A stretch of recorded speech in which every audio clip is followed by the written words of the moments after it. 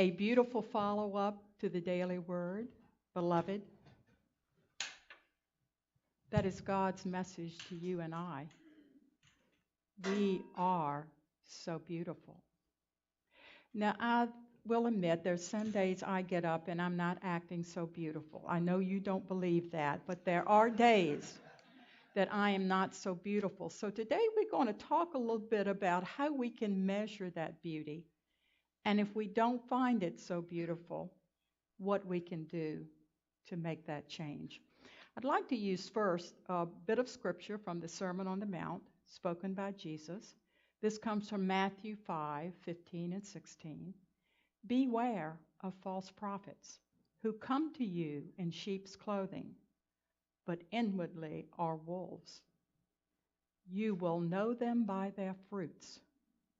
Grapes are not gathered from thorn bushes, nor figs from thistles, are they? So every good tree bears good fruit, but the bad tree bears bad fruit. Jesus was a masterful teacher. When I was in school, in my education courses, I was very active in church at the time. And I often used his example for some of my projects and some of my papers that I presented. Not in Jesus' name, that might not have been so appreciated, but in his technique. He had a wonderful way of using parables and everyday stories and metaphors to explain a difficult spiritual concept so that his disciples would understand and be able to process and use what he was trying to teach them.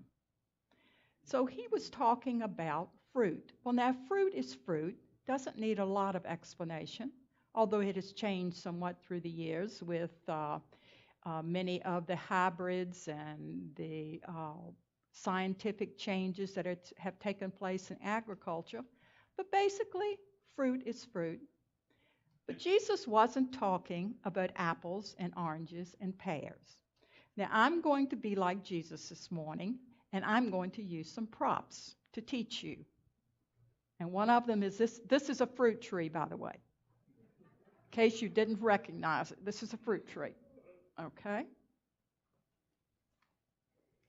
And I want you, is love at the top? Yes.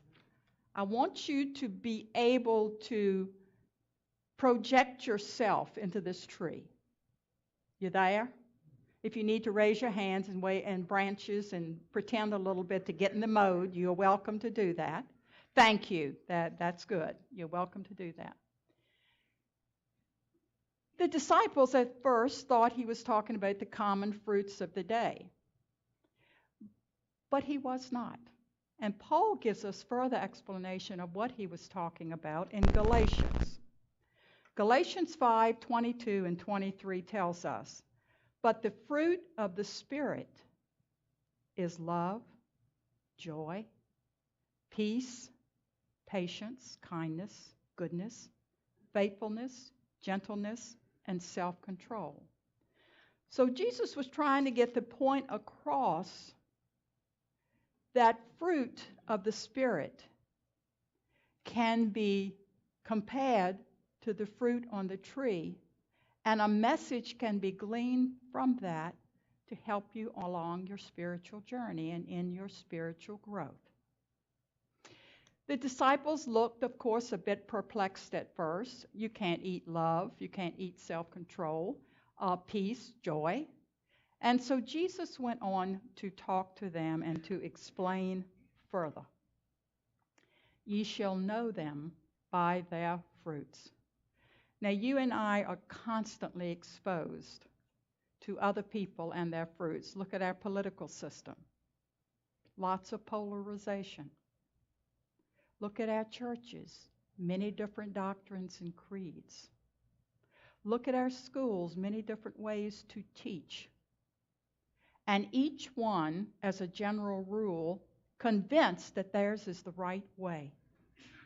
Okay? So how do we make good judgment in life?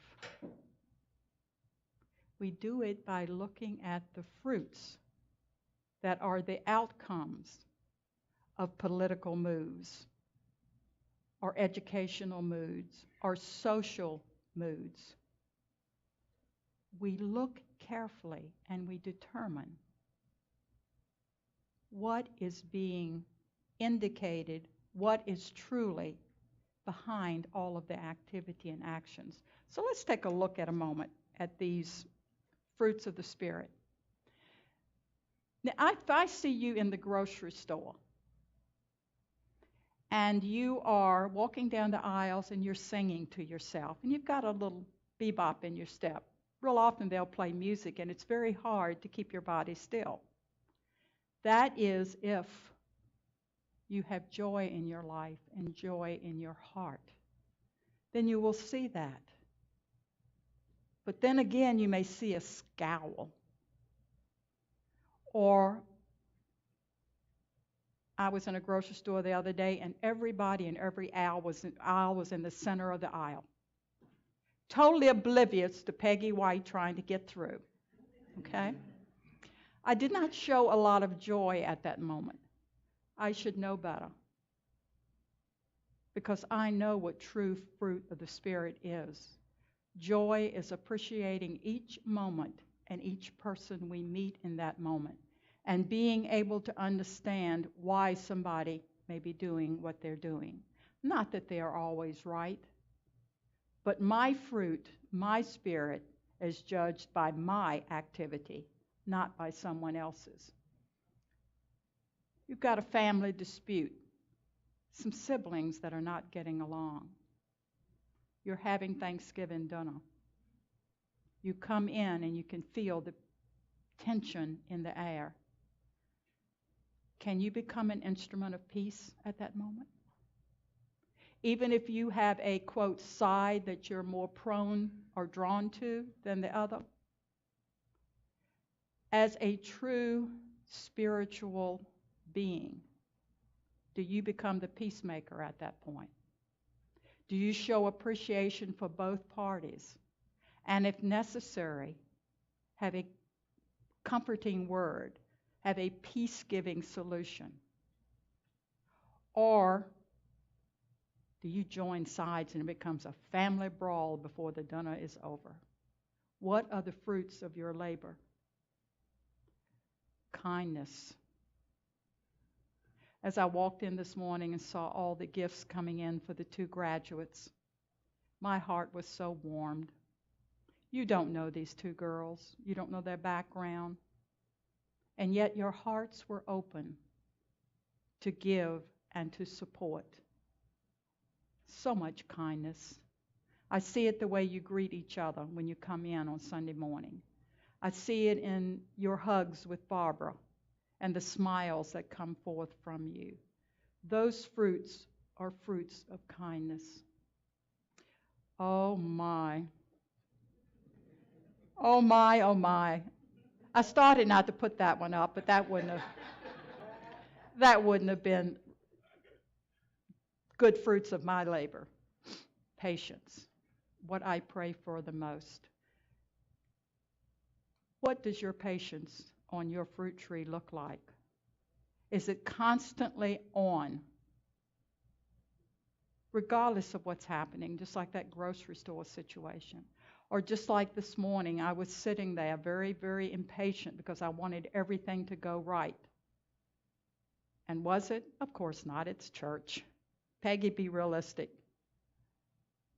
But my impatience was getting in the way of my heart being open to you and being able to bring forth a teaching that is so important to our lives. So I had a talk with Peggy. Girl, you're the model and the example this morning. Clean yourself up. Pull out that ripe, juicy apple that is your true spirit, and let the world see that and feel that and know that. You notice I'm holding off on self-control. Gentleness.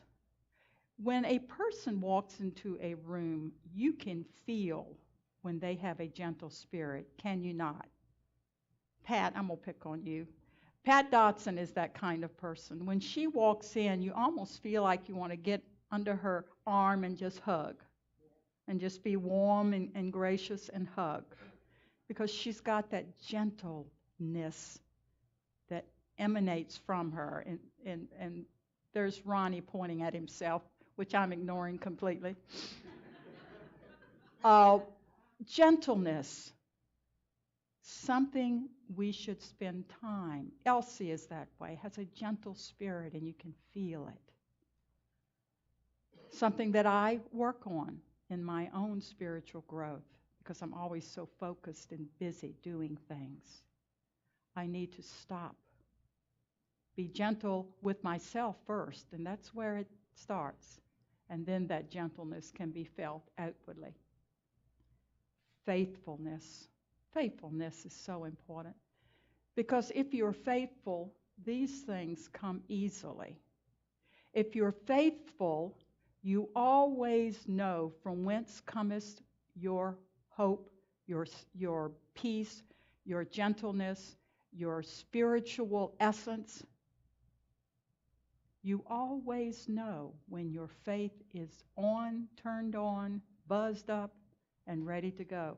Because regardless of what is happening in your life, whether it's good or otherwise, your faith tells you it's going to be okay.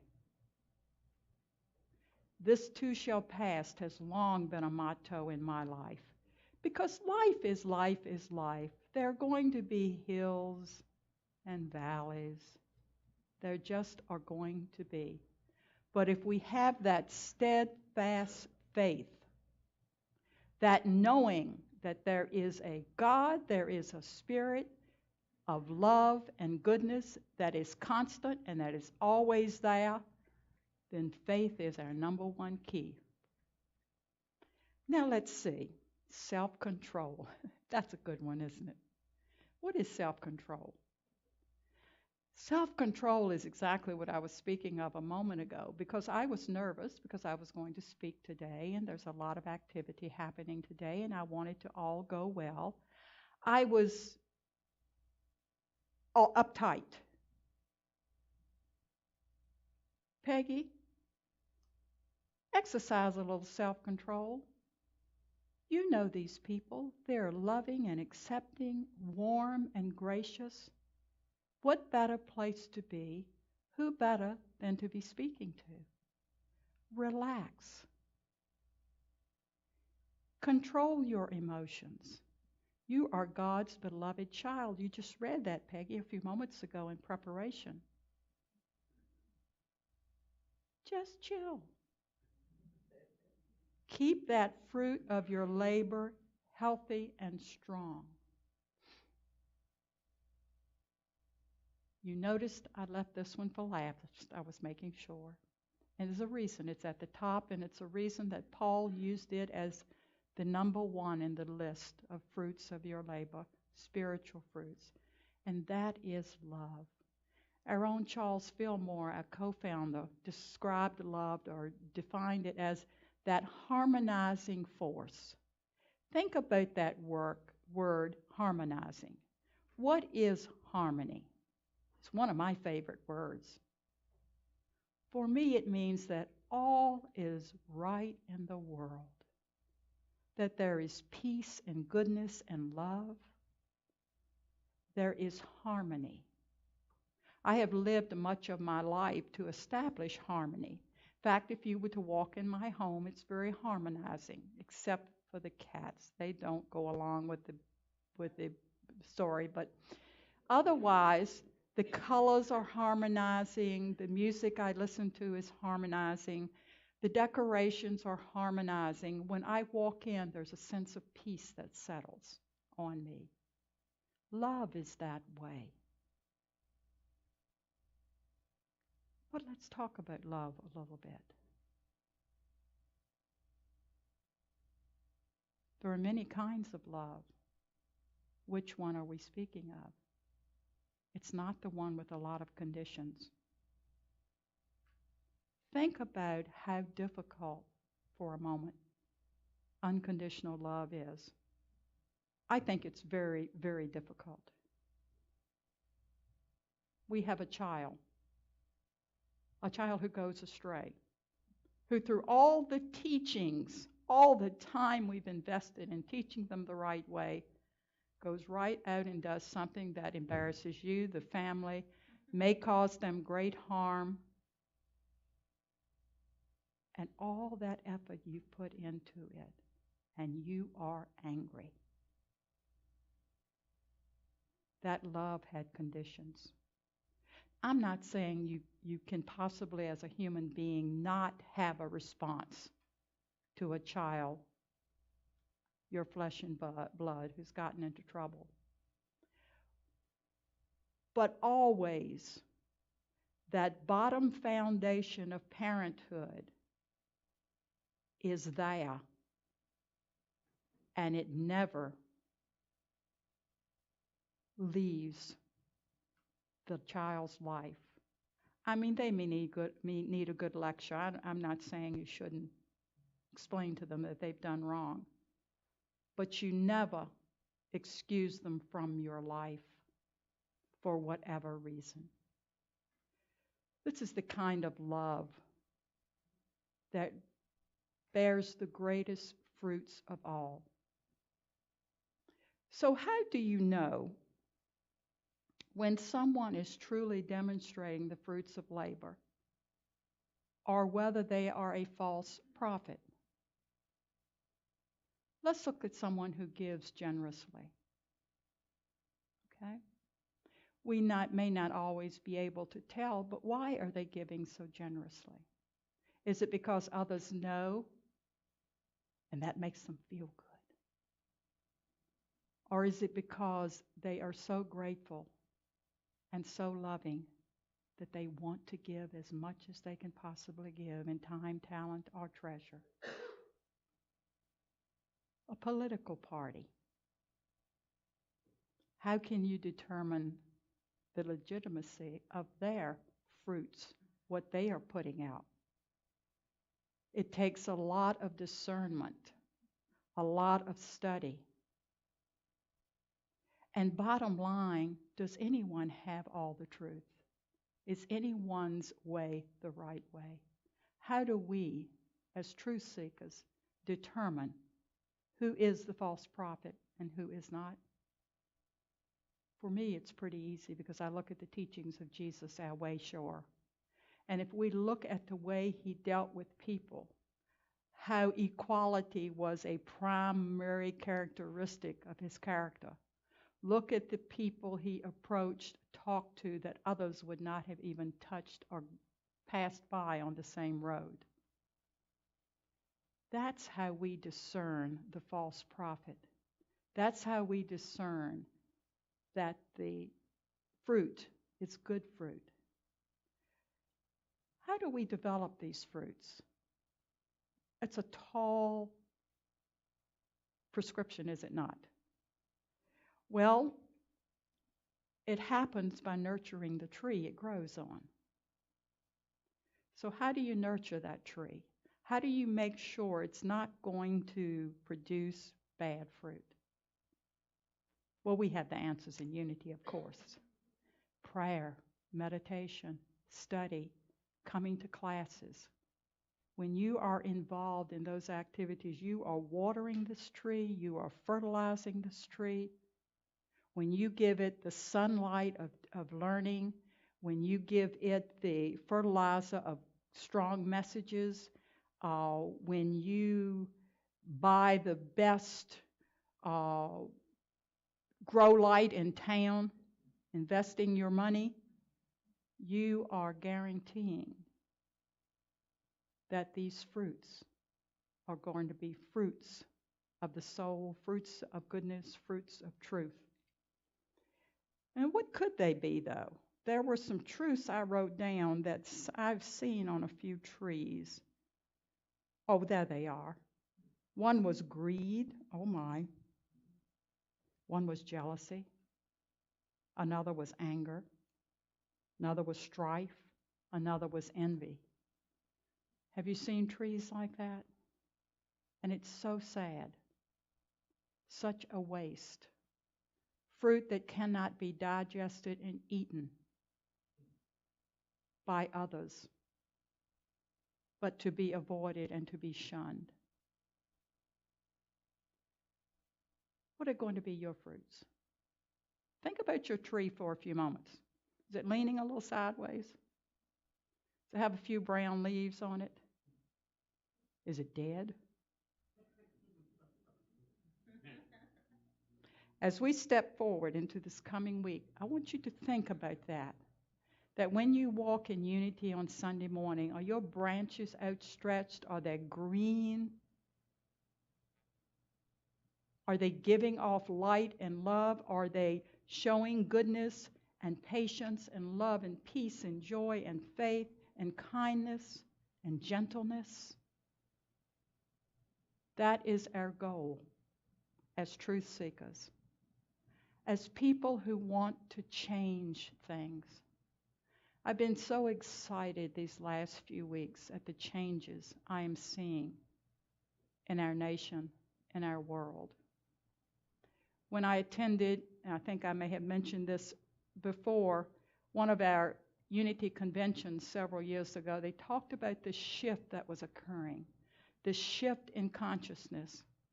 And right about that time, a lot of very difficult news came out in the paper. And deep in my heart, I thought, I think they're misguided. I can't imagine a shift taking place in circumstances such as what were occurring then. But look at what's happened in the last 6 months. In showing love and acceptance of all of God's people. This is how you judge a person, not by the color of their skin or their sexual orientation or where they were born or what kind of name they have. No. This. And even if they don't have all these characteristics, we love unconditionally as Jesus loved. And we keep that as our primary goal and our primary focus. How is your tree looking right now? I've acknowledged my bad fruit. I don't ask you to do that publicly. But in your own heart, look at what you are bearing and listen to the words of Jesus. Beware of false prophets. Look at the fruits of their labor, and you will know if you can stand with them or beyond them. And so it is. Thank you.